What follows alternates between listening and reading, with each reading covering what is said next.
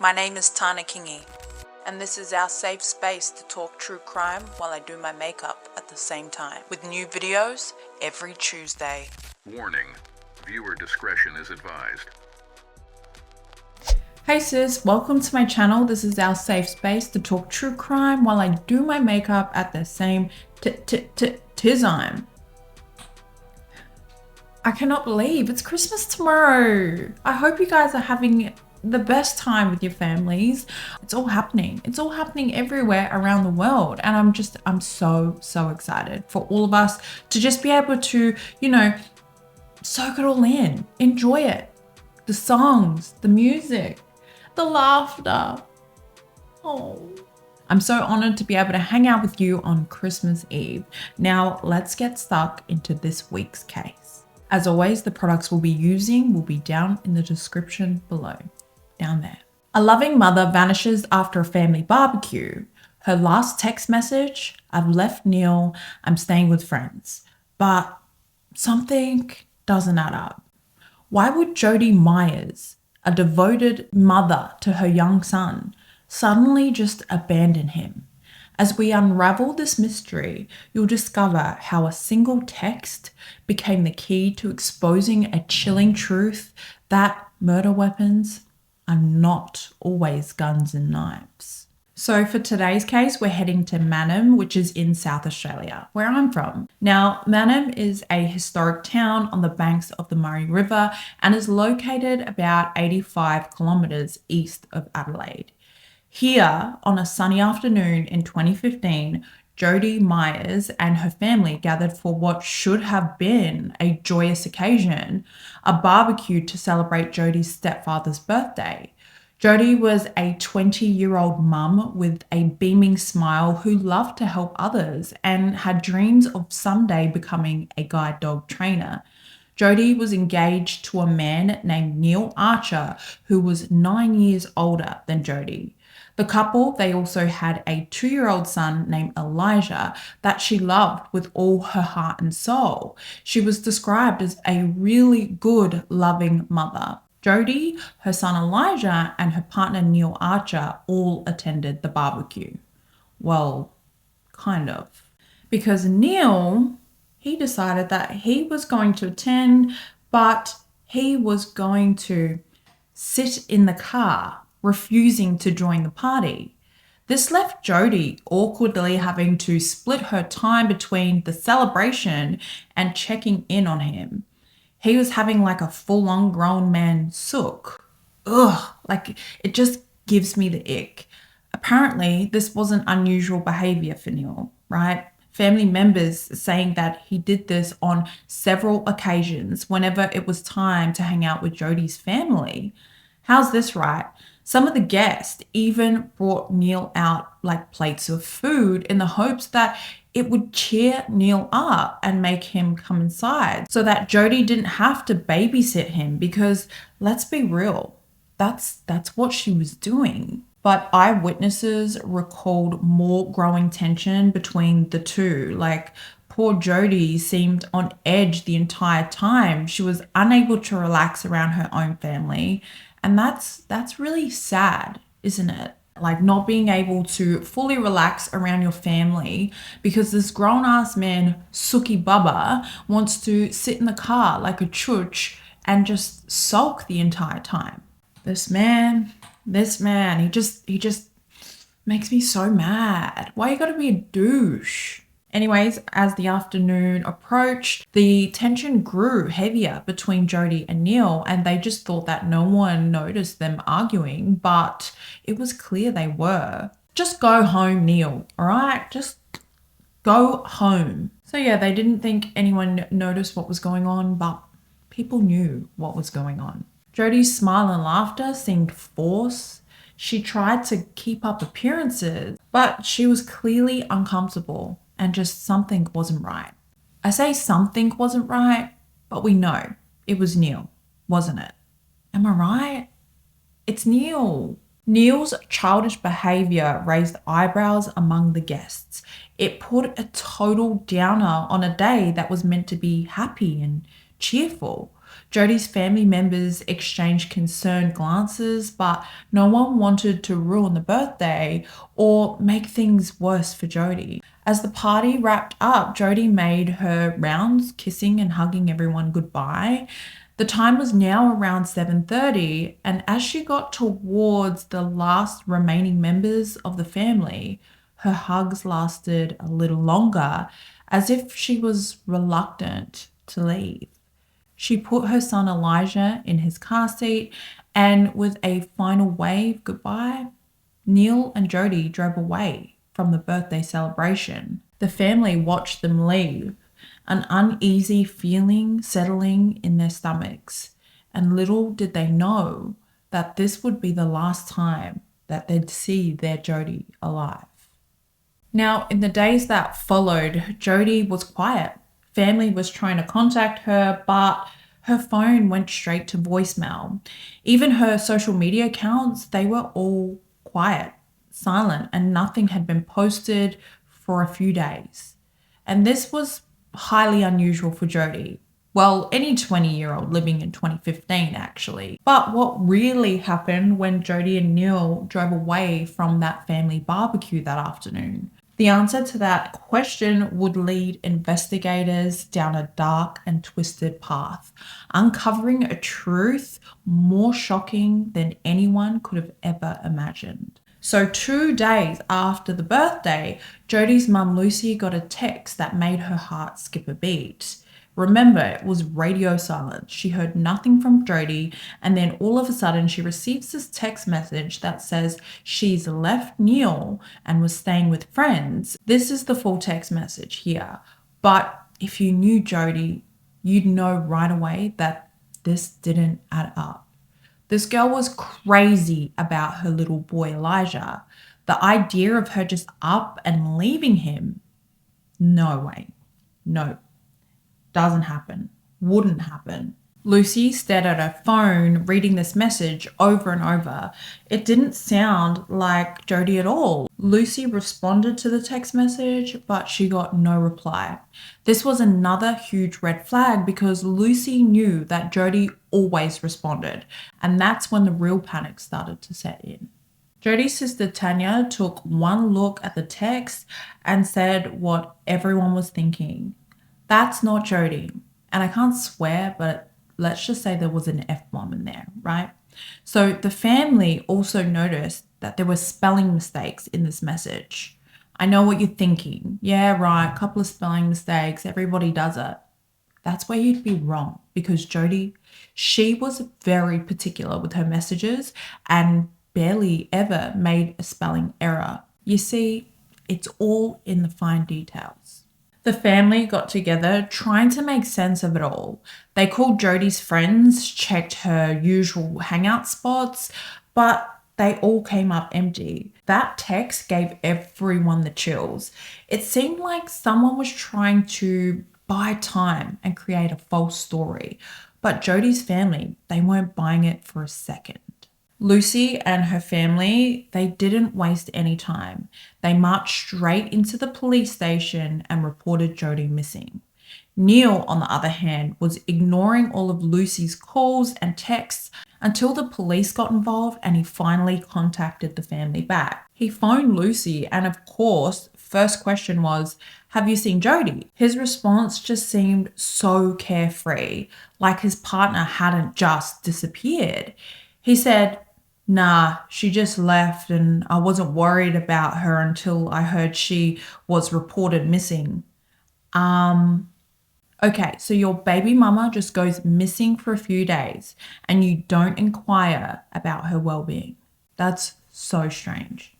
Especially because he was the controlling type, the always had to know where Jody was at all times kind of guy. Now, what Neil said next was what made Lucy realize that something was seriously wrong. He said that Jody had left Elijah, her 2-year-old son, behind, and she knew that Jody would never just up and leave, abandoning Elijah. There was just no way that she would do this.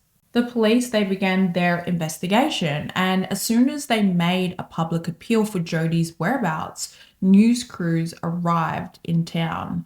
That's when things were about to get even weirder, because guess who decided to get involved? None other than Neil Archer himself.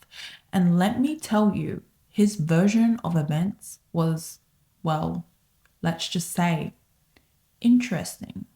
Neil Archer stepped in front of the news crew's cameras, but his performance was about to backfire. Ever seen someone try so hard to look innocent that they end up looking guilty? That's exactly what was unfolding, but on national TV. Neil and his mum Margaret hit the airways pleading for Jody's safe return. Neil put on his best worried face and said, I'm very worried because she hasn't contacted anyone as far as I know of. Me and her son really do want her to contact somebody or come home. To me, my 2 cents, he is a terrible actor.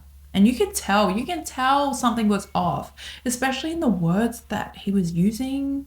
But it gets worse and things got even weirder.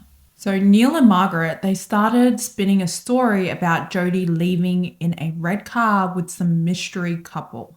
And this story had more holes than Swiss cheese. Neil kept insisting that he saw Jody take off in a red Nissan X-Trail. People that were there that night in the red four-wheel drive have gone there obviously to pick her up, which it didn't take them too long to get there, so they can't live too far from Manham itself. But hopefully they're just helping her, like pretty much in a sense hiding her away so she can sort herself Even out. providing police officers with a picture of the car that matched the description of what he saw that day that Jody went missing. He just said that, the car was this car here and that it didn't have the black stripe that went down the side of it. But wasn't this the same guy that couldn't let Jody out of his sight, not even with her family? Come on, Braz. Your story, we're not buying it. Like, even Neil's mum, Margaret, got in on the camera action. It was just so weird. We miss her. We want her to come home. Sorry. So weird to watch. As Neil kept talking, people started noticing little things. His voice was flat, his eyes were empty. It's like he was reading a grocery list instead of begging for his missing partner to come home. And he was wearing a hoodie during one of his TV appearances. That same hoodie would later come back to haunt him in a big way. Neil just kept insisting that he hadn't hurt Jody, but the more he talked, the less people believed. His behavior and past threats against Jody started coming to light. It's like he was digging his own hole deeper and deeper with every word. Search parties were sent out to search the area. Even a diving team was deployed to search the Murray River, but all searches were unsuccessful. Jody was super close to her older sister Tanya and Tanya's husband Michael. She would confide in them regularly. Jody mentioned that whenever her and Neil would have an argument, which was pretty much all the time, Margaret, Neil's mum, would lock Jody out of the house when Elijah was inside with her and say, "You're not getting your son." Girl, you best believe that if that was me, I would be kung powing the shit out of that door. And then once inside, I'd kung pow Margaret too. Young, old, I don't care. You hold my son from me, baby, I'm coming for you. You're going to unleash the dragon, all right? Cool. It's Christmas, so compose. It's a good time of year. Relax. But honestly though, who does this lady think she is? Neil was controlling in so many ways. He would check Jody's social media constantly.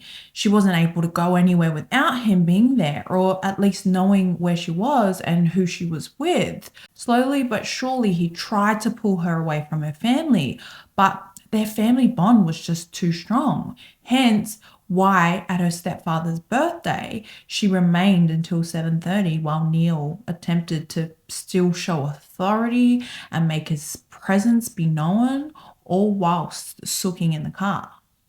Okay, what's not making sense to me is, first of all of it. But second of all, like, this man is so controlling. He's controlled her whole life up until this point, and he would never just allow Jody to get in a car with some strangers and take off. Like, really, pull my other leg. Like, honestly, Jody had enough, telling her sister and Michael that she was determined to leave. One day in early 2015, or it might have been 2014, but Michael recalled having a conversation with Neil, who told Michael that the family was trying to break us up. Let me pause for a second. See what he did there? He's blaming someone else for his relationship problems. I'm sure if he wasn't such a dick, that wouldn't be the case. Oh, so annoying. Michael just responded with, like, what choices do you have? You either try and get through it or you break up. Common sense. But without any pause, nothing. You know what Neil said, sis? With the coldest look on his face, he turned to Michael and he said, I'll kill her if she leaves me. And a year later, Jody disappears. Now, while Neil was making all these TV appearances, busy trying to convince everyone of his innocence, the cops were putting the pieces all together. They were uncovering a trail of lies that led right back to Neil's doorstep, or his mum's doorstep. Neil's carefully constructed story was falling apart, and he was about to learn that you can't outrun the truth. Now, as suspicion grew, investigators were about to stumble upon something that would blow this case wide open. The next discovery would leave everyone shocked and asking, how did we not see this coming? Investigators caught a break when they discovered suspicious activity on Jody's bank account after she disappeared. They found that $250 had been taken out of Jody's account. This was the last of her savings. They got their hands on the ATM footage, and what they saw was shocking. There, clear as day, was Margaret Archer, Neil's mum, wearing a grey hoodie and dark pants. She thought she was clever, covering up so no one knew it was her. But sis, police are trained professionals, and they could sniff out a thief all day, every day. It also made it more obvious because her son Neil, he was also spotted. Yeah, leaning against the ATM wall nearby, trying to act all mysterious. He made sure to keep watch out while his mum emptied his missing partner's bank account. After taking Jody's cash, right, Margaret was seen walking into the news agency where she bought a $10 phone credit voucher. You know, the top up for prepaid? Well, the cops realized that this was used to recharge Jody's phone to send that weird text to Jody's mum. It was all a part of their plan to throw everyone off. In just a few hours, Neil and Margaret had withdrawn Jody's money, bought some phone credit, and sent a fake message pretending to be her. The cops couldn't believe what they were seeing. It's like, you know, when you watch someone doing something like right there in front of your face that they shouldn't be doing, and they have no idea that someone's watching? Well, this often is displayed by a child, children, but not by two fully grown adults. As the evidence piled up, it was clear that this wasn't just a missing persons case anymore. Neil and Margaret were smack bang in the middle of all of it. How were they going to talk their way out of this one? But even as the mystery started to unravel, another one was just beginning. Because while the money trail was damning, it still didn't answer the biggest question. Where was Jody? The answer was about to lead them somewhere unexpected, and what they'd find would leave everyone following along at home watching and praying invested in Jody's safe return completely stunned.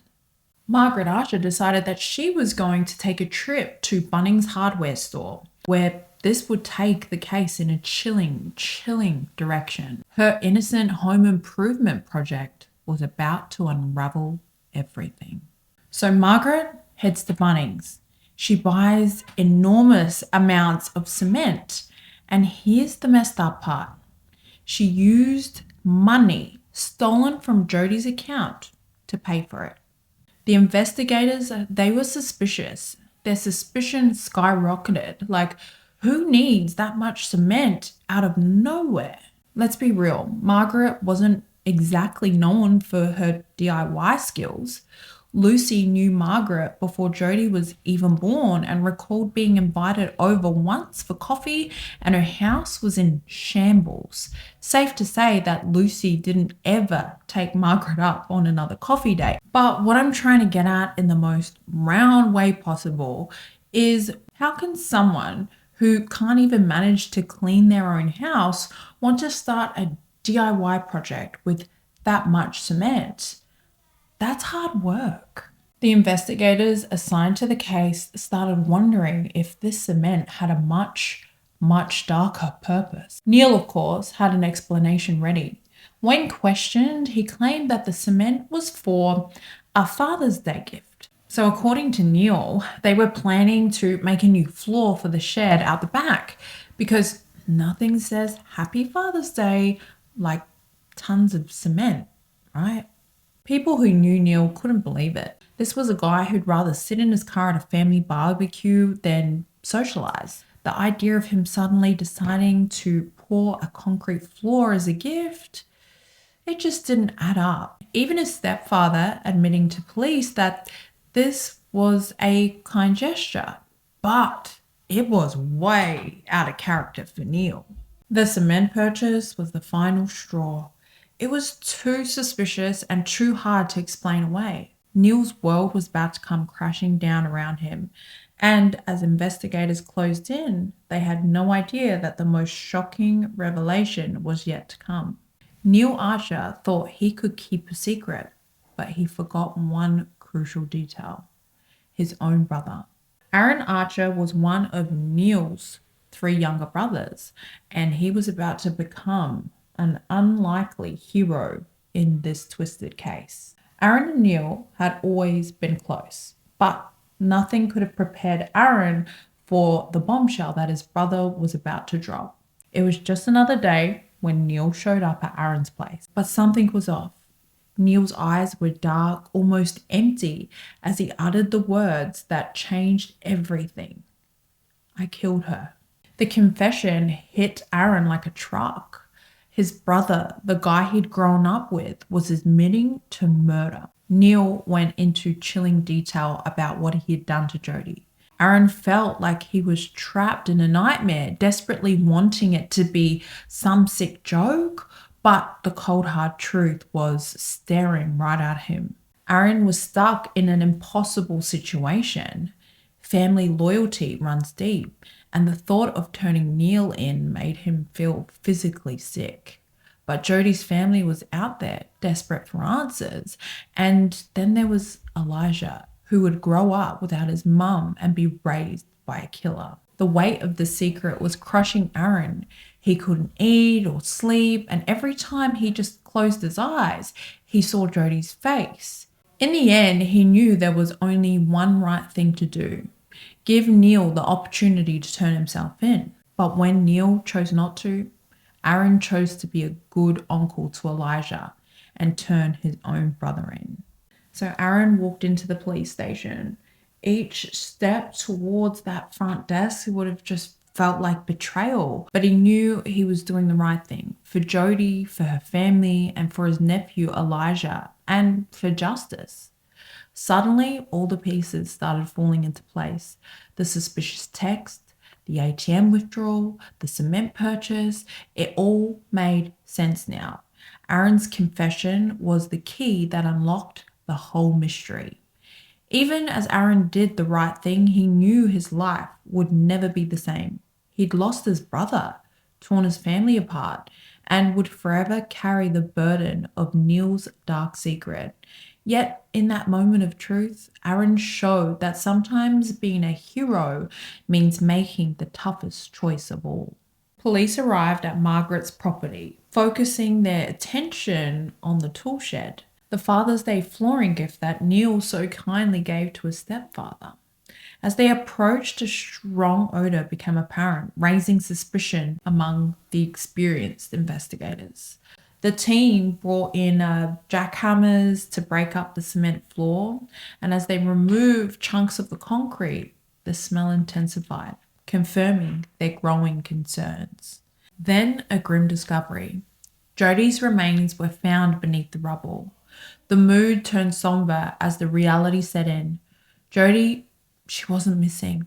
She had been there all along, buried just meters away from where Neil and Margaret pleaded with the news crews for Jody's safe return.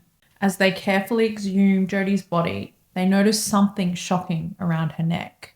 The cord from Neil's hoodie. It was the same hoodie that he wore on TV while pleading for Jody's return. The full extent of Neil's actions became clear. He had strangled Jody with his own clothing and buried her under the concrete, all with his mother's assistance. The investigators were stunned by the level of deception and cruelty involved. The discovery brought a mix of relief and sorrow, while Jody's family could finally have closure and lay her to rest properly. The tragic reality of her fate was heart-wrenching. But the story wasn't over. As the truth about Jody's disappearance came to light, attention shifted to the upcoming court proceedings.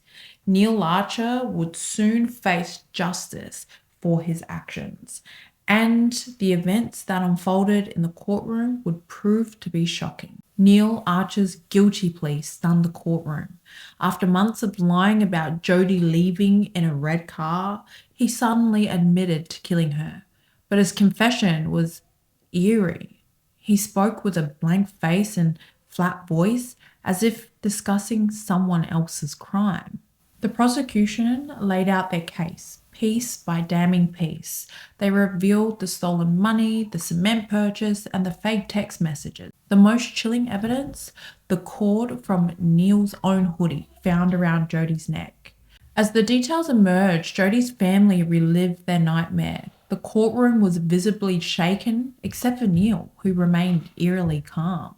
In a shocking move, Neil actually asked the judge for a lenient sentence, claiming special circumstances. Yeah, you heard that right, sis. This man was still trying to be controlling even in a court environment. What a joke. Hey, this guy actually thinks that he can try and call the shots. You know what the special circumstances were? Because he pleaded guilty, he should be rewarded for that. He never pleaded guilty until he knew he was backed into a corner and couldn't get out. He also said that his son Elijah needed his dad. Are you actually kidding me? Elijah does not need to be with this monster. He would be much safer with anyone but this guy. The prosecution also most likely giggled amongst themselves, and the judge called Neil out as controlling and abusive, saying that he acted like he owned Jody's life, a sad reality in many DB cases. Jody's family waited anxiously for the judge's decision. After everything they'd been through, the disappearance, the lies, the heartbreaking discovery, they just wanted justice for Jody. Would the punishment fit the crime, or would Neil somehow get a lighter sentence? The courtroom was on edge as everyone waited. After all the twists in this case, no one knew what to expect. But one thing was certain: the outcome would change lives forever. The judge didn't hold back, tearing into Neil and calling his actions reprehensible and cowardly. He highlighted how Neil had not only killed Jody, but then pretended to be worried about her on TV. Jody's family, they sat in the front row, holding hands and fighting back tears. The pain of their loss was visible on their faces as the judge spoke. Then came the moment of truth. The judge looked Neil in the eye and sentenced him to 22 years in prison for Jody's murder. Some thought that it was too lenient, while others just thought it was fair. But for Jody's family, no amount of time could bring her back. As Neil was led away in handcuffs, Jody's family hugged each other tightly. There was relief, but there was also deep sadness. Justice had been served, but at a terrible cost. A young woman was gone forever, and little Elijah would grow up without his mother. While this chapter closed, another was just beginning. Jody's family now faced the challenge of raising Elijah without her. How do you help him navigate such a changed world? As Margaret's trial began, the focus shifted to her role in covering up Jody's murder. Unlike what many people expected, Margaret appeared composed and emotionless, bearing an unsettling resemblance to her son Neil. You know the old saying, the apple doesn't fall far from the tree? Well, let's just say that Margaret was the tree and Neil the apple, and a rotten one at that. The prosecutors presented compelling evidence against her, detailing her involvement in withdrawing money from Jody's account, purchasing phone credit, and assisting with the cement used in the crime. And who knows, given all this evidence, she could have even helped him dig the bloody hole, but we'll never know. The judge didn't muck around with addressing Margaret's actions, describing them as calculated and deliberate. This wasn't a spur-of-the-moment decision to help her son. It was active participation in concealing a murder. In the end, Margaret received a 6.5-year prison sentence, with a minimum of 4 years before eligibility of parole. While some felt the sentence was lenient given the gravity of her actions, it ensured she faced consequences for her involvement. With Neil serving 22 years and Margaret now joining him in prison, Jody's family could begin their healing process. However, no amount of jail time can truly compensate for their loss. In 2022, Margaret was released from prison a free woman, but authorities, they wanted to do one better for the Meyer family.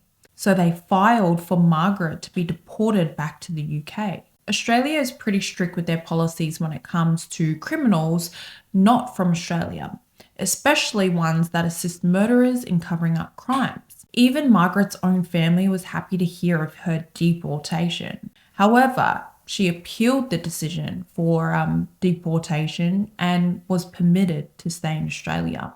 Justice was served. Kind of. They should have sent her home. But this aftermath left Jody's family facing unexpected challenges. The toughest part was going to be explaining to Elijah that his mum wasn't coming home. The family shares age-appropriate information as he grows, focusing on the most important part of all, just how much Jody loved him. Despite the tragedy, there are beautiful moments too. Jody's mum Lucy often sees glimpses of her daughter in Elijah, a laugh, a facial expression. The family celebrates Jody's birthday each year, releasing balloons and sharing memories. They planted a memorial tree for Jody, which has become a special place for Elijah to feel close to his mum. They often sit under the tree branches, talking to her as if she's listening. Life goes on, but Jody's story serves a powerful reminder about the dangers of domestic violence and its devastating effects on families. Jody's story is tragically common in Australia. The numbers are chilling. 1 in 6 women have experienced violence from a partner. That's a huge number of women living in fear, just like Jody was. But it's not always about physical violence. Coercive control is like a silent killer in relationships. It's all about power, where one person slowly strips away the other's freedom. Neil's behaviour at the family barbecue was a classic red flag, isolating Jody and making her uncomfortable around her own family. Looking back, the warning signs were there in Jody and Neil's relationship. Neil's controlling behaviour, refusing to join the family at gatherings, making Jody constantly check on him, It's a textbook case of coercive control. Domestic violence often starts small with things that might seem harmless at first. It's not just bruises or black eyes, it's patterns of behavior, constantly monitoring their partner's phone, isolating them from friends and family. We all need to be aware of these signs. So, what can we do to stop these tragedies? Australia is taking steps. Some states are looking at making coercive control a crime. Family realizing that domestic violence isn't just physical attacks. There's also a growing network of support systems for victims, hotlines, shelters, and counselling services. The government's funding programs to help victims and hold abusers accountable. But talking about it openly is key. We need to make it clear that domestic violence in all forms is absolutely not okay. Jody's story reminds us why this matters so much. It's about real people, real lives torn apart. If you see something that doesn't seem right in a relationship, don't brush it off. It could save someone like Jody. Addressing domestic violence is about creating a society where stories like hers become a thing of the past. If you or someone you know might be in an abusive situation, there's help available. Local domestic violence hotlines and support groups are ready to assist. But if you feel better talking to someone you know and trust, please, please, please, please do it. Remember, you're not alone in this struggle. Jody's story continues to make an impact, and by sharing her story, I hope that we can work together to prevent similar tragedies and support those at risk. It's so sad. Anyway, what do you guys think about today's look? Chocolate glitter smoky eye slay. If you haven't already, please don't forget to like this video, and if you want to hang out again, subscribe. And also, if you want to help me grow even more, like a super like, you can share the video to your friends and family and, you know, your true crime groupie mates. I know you got them, sis. I know you do. Anyway, I just love hanging out with you. I do. And if you're new here, welcome, friend. Also, a very Merry Christmas to you all. Enjoy your families, make memories, and remember to be kind to one another. That guy that annoyingly cut you off at the traffic lights might be heading to the hospital to say their final farewell to a loved one. And that grumpy lady at the shops, she might not have anyone to spend Christmas with. You just never know what someone is going through. I love you. Thank you all for your continued support. Have a safe and happy week. Merry Christmas and a Happy New Year. And remember, you take care out on those streets, girl. See you next year.